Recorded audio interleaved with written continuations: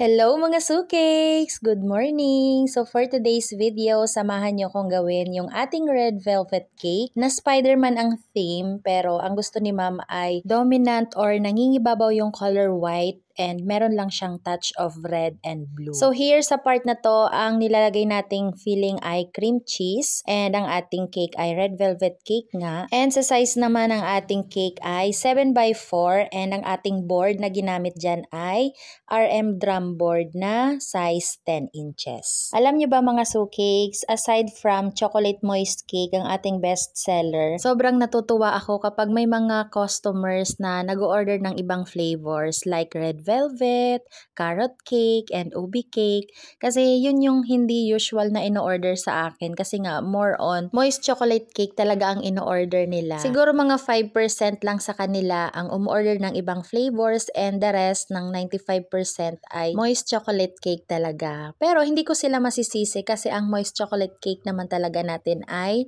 masarap, as in masarap. Pero sinasabi ko nga sa inyo na iba yung feeling kapag yung mga recipes na ginagamit ko ay yung win-workshop ko sa sobrang trusted na chef and 100% na masarap talaga yan. Pagdating kasi sa mga recipes, mga sukeks, talagang pinaglalaanan ko yan ng time and effort para naman makapag-workshop ako at para naman ang mai-offer ko sa inyo ay yung the best talagang recipes. Alam nyo naman na sa una pa lang ay graduate lang talaga tayo ng YouTube University at hindi naman din po ako nag-aral ng mga course na related sa baking. Pero dahil gusto ko yung ginagawa ko at gusto ko lang din yung best para sa aking customers, nilalaanan ko talaga ng effort and nag-i-invest ako sa mga workshops ng mga sikat na chef or yung mga kilalang chefs dito sa Pilipinas para at least kahit papaano ay ang ating recipes na ginagamit ay pwedeng balik-balikan ng ating mga customers. Alam nyo kasi mga sukeks, ang number one talaga sa ating pagnenegosyo, lalo na sa baking, yung ating recipe, quality ng recipe. Kung masarap ang ating ino-offer or yung ating mga products ay babalik-balikan talaga ng ating customers. Siguro, second na lang yung maganda ang design kasi ang alam ko sa ngayon, ang mga customers ay nagbe-base talaga na sa taste or sa lasa ng ating products. Yung design ay napag-aaralan na lang yan. Siguro sa una ay medyo hindi pa maganda pero as time goes by, talagang mapapractice natin yang pagandahin. Kaya naman sa mga beginners pa lang dito sa pagbe-bake, advice ko sa inyo na mag-invest talaga kayo doon sa mga recipes na quality. Lalong-lalo na sa tulad natin or sa mga tulad ko na hindi naman talaga nag-aral about baking.